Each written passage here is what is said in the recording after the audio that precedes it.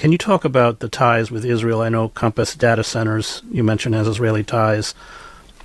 And I'm wondering whether the pairing between Wexner and Compass illustrate a network driving the development of big tech and the AI boom that has deep Israeli roots. Well, looking at a lot of the tech companies and data center companies that have installed themselves in New Albany in particular, the vast majority of them have significant subsidiaries that operate in the state of Israel. And Wexner, of course, is intimately related to the state of Israel through his own activities. For example, I think several decades ago, he was sort of acting as a middleman in some business capacities between Israel and China, and also working on establishing Israeli businesses and helping them establish themselves in the occupied Golan Heights, among other things. And that's to say nothing of his links to the Mega Group, for example, which, as you noted in your introduction, created Birthright Israel.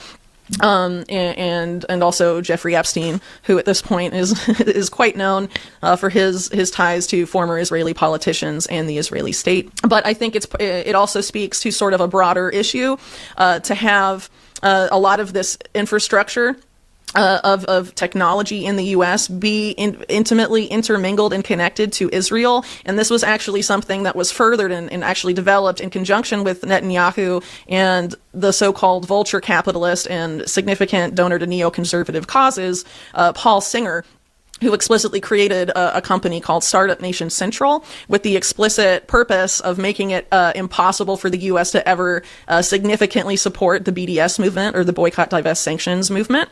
And the goal was to basically market Israeli startups to U.S. big tech firms so that they would acquire a lot of those startups in unprecedented numbers, and also contract with them so that U.S. technological infrastructure on multiple levels would be so intimately enmeshed with Israeli interests that they could never meaningfully boycott Israel, no matter what happened, essentially. And a lot of these startups, of course, if you've ever looked into the Israeli startup scene, are intimately related to, Israeli intelligence and Israeli military operations. They're staffed by veterans of one or the other. And at the same time, coincidentally, that Startup Nation Central was created, the Israeli government developed an explicit policy where these startups would be used to conduct operations that previously had been conducted in-house by Mossad and Unit 8200 and other parts of the Israeli intelligence system. So, for lack of a better word, they have an explicit policy of using them as front companies for intelligence.